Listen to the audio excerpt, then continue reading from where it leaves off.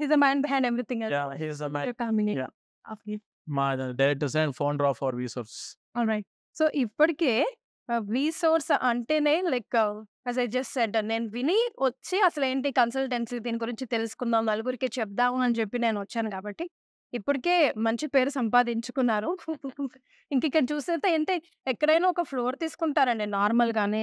చూసిన తర్వాత మేము ప్రమోషన్స్ చేస్తూనే అందులో భాగంగా చూస్తే గాని, ఫ్లోర్స్ పెట్టి ప్రతీదీ డీటెయిల్డ్‌గా పెట్టడం అనేది I thought this is the first one I surprise. ప్రతి ప్రాసెస్‌లో ఒక డెడికేటెడ్ టీమ్ ఉంటది. ఇప్పుడు వీళ్ళు బ్యాక్ ఎండ్ టీమ్ మెంబర్స్ వీళ్ళందరి దగ్గర కూడా ఒక పర్సన్ దగ్గర ఓన్లీ 50 అప్లికేషన్స్ మాత్రమే ఉంటాయి. ఓన్లీ 50 అప్లికేషన్ ఒక పర్సన్ క్యారీ చేస్తారు స్టూడెంట్స్.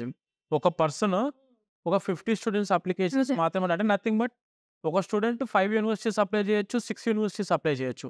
అరౌండ్ ఒక 50 అప్లికేషన్స్ నథింగ్ బట్ 250 యూనివర్సిటీస్‌కి వీళ్ళు అప్లికేషన్స్ పెట్టి వాళ్ళ యొక్క ఆఫర్‌లు తెప్పేయడం కానివ్వండి, అడ్మిట్స్ తెప్పేయడం కానివ్వండి, వాళ్ళ యొక్క I-20s ప్రాసెస్ చేయడము, I-20లు తెప్పేయడము, లేదంటే యూకే అయితే క్యాష్ తెప్పేయడము, ఇలా అడ్మిషన్ కన్ఫర్మేషన్ లెటర్‌లు వేరే కంట్రీస్ నుంచి తెప్పే దాంట్లో కానివ్వండి, and when coming to scholarships ప్రాసెసింగ్‌లో కానివ్వండి, అండ్ వాళ్ళ వీసా ఫైలింగ్‌లో ఇందాక మనం డిస్కస్ చేసినట్టు DS-160 ఫైలింగ్ అప్లికేషన్ పెట్టే దాంట్లో కూడా these people will play the crucial role. వీళ్ళందరూ ఏందంటే మెయిన్‌గా ఒక వీసా సక్సెస్ అయినా, ఒక వీసా ఫెయిల్ అయినా కూడా that is all in their hands. వీళ్ళకి అందుకే మేము ఏం చేస్తామంటే ఓన్లీ 50 అప్లికేషన్స్ మాత్రమే ఇస్తాము. అందులో అరౌండ్ 35-40 అప్లికేషన్స్ వరకు గ్యారంటీ వీసాస్ అంటే లెక్క మా దగ్గర. ఎందుకనంటే వీళ్ళు ఆల్రెడీ మన దగ్గర 6 మంత్స్ ఫుల్‌గా R&D స్క్వాడ్‌లో ఉండి, వాళ్ళు ట్రైనింగ్ అయ్యి, ఎగ్జామ్స్ రాసి, ఒక 6 నెలల వరకు మనము వీటికి సంబంధించిన ట్రైనింగ్ పీరియడ్‌లో కూడా సాలరీస్ మనం పే చేసే ప్రిపేర్ చేస్తాం వీళ్ళను. చేసి ఒక 10 డమ్మీ అప్లికేషన్‌లు ఇచ్చి, అంత పర్ఫెక్ట్‌గా వీళ్ళ అప్లికేషన్ ఫైలింగ్ స్ట్రాంగ్‌గా ఉంది అని చెప్పి మాకు నమ్మకం వచ్చిన తర్వాత ఈ టీమ్ అంతా ఈ విధంగా ఉంది ఇప్పుడు ప్రెజెంట్ ఈ పొజిషన్‌కి. ఓకే. ఇందాక డిస్కస్ చేసిన ప్రతి స్టూడెంట్‌కి ఏందంటే మెయిన్‌గా గుర్తుపెట్టుకోవాల్సింది అప్లికేషన్‌లు ఏ యూనివర్సిటీకి ఎవరైనా ఎప్పుడైనా పెట్టుకోవచ్చు. కానీ DS-160 for US, DS-160 form fill చేసేటప్పుడు చాలా జాగ్రత్తగా ఎక్స్‌పీరియన్స్‌డ్ టీమ్ మాత్రం లేకపోతే వీసా రిజెక్ట్ అవుద్ది. హ్మ్. చాలా మంది స్టూడెంట్స్ ఏందంటే నాకు జస్ట్ నేమ్ అడిగి పంపించేసారని చెప్పి ఇందాక అనుకున్నాం కదా మనం. ఎందుకు అనంటే వాళ్ళ ఫార్మ్ ఫిల్లింగ్‌లోనే అర్థమైపోతుంది అవతల వాళ్ళకు. కానీ కౌన్సిలర్‌కి ఇక్కడ ఇతను ఏం మ్యాటర్ లేదు ఇక్కడ ఇతని దగ్గర. పేరుంటారు కాబట్టి. వాళ్ళందులో చాలా మందిని ఎవ్రీ డే ఒక 1000-1500 మంది పైన వాళ్ళు కలుస్తా ఉంటారు వీసా అప్రూవల్స్, రిజెక్షన్స్ దాంట్లో కాబట్టి. అవన్నీ చూసాను కాబట్టి వాళ్ళకి అర్థమైపోద్ది. స్టూడెంట్ చూసిన వెంటనే ఇతను మన దేశానికి ఉపయోగపడతాడా లేదా హ్మ్. అనేది అతనికి అర్థమైపోయిద్ది కాబట్టి ఇటువంటి వాళ్ళు మీకు చాలా హెల్ప్ చేస్తారు. ఎక్స్‌పీరియన్స్‌డ్ బ్యాక్ ఎండ్ టీమ్ ఉన్నప్పుడు స్టూడెంట్ వీసా అనేది గ్యారంటీగా ఉండిద్ది. స్కాలర్‌షిప్స్‌లో, అప్లికేషన్స్‌లో, అడ్మిట్స్ తెప్పేయడంలో, అడ్మిషన్ కన్ఫర్మేషన్స్ తెప్పేయడంలో, వీసా ఫైలింగ్ చేయడంలో, వీసా తెప్పేయడంలో కూడా వీళ్ళ హీరో అనేది చాలా ఉండిద్ది వీళ్ళది. రైట్. అయితే ఇదంతా ప్రాసెస్‌కి ఇప్పుడు ఏ పేరెంట్ అయినా వచ్చినప్పుడు వాళ్ళ బాబునో, పాపనో తీసుకొని వచ్చినప్పుడు ఎంత టైం పట్టొచ్చండి మాకు అప్రాక్సిమేట్‌గా? మేడం ఎంత ఖర్చు అవ్వచ్చండి అని అడుగుతారు. యెస్. యెస్. ఇప్పుడు మెయిన్‌గా స్టూడెంట్ ఒక్కసారి మన ఆఫీస్‌కి వచ్చారంటే ఒక 2-3 అవర్స్ టైం పడతది స్టూడెంట్‌కి. ఒక 2-3 గంటలు మాత్రం ఖచ్చితంగా మీరు ఆఫీస్‌లో స్పేర్ చేయాల్సుంటది.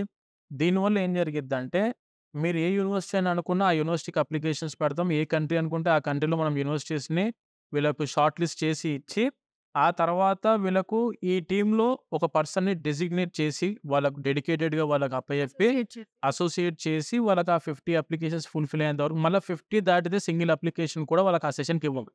సో, వాళ్ళకిచ్చిన తర్వాత డైలీ ఆ పర్సన్ వీళ్ళతోని కోఆర్డినేషన్‌లో ఉండడానికి ముందు వీళ్ళు ఏ బై యూనివర్సిటీకి పర్సన్ రావాలండి ఆల్ ద టైమ్ లేకపోతే ఒక 2 టైమ్స్ 2 ఆర్ 3 టైమ్స్ మాత్రం బై పర్సన్ రావాల్సుంటది మేడం. ఓకే. వస్తేనే క్లారిటీ ఉంటది. ఫోన్‌లో, మెయిల్స్‌లో, వాట్సాప్‌లో ఎందులో నుంచైనా కాంటాక్ట్ అవ్వచ్చు.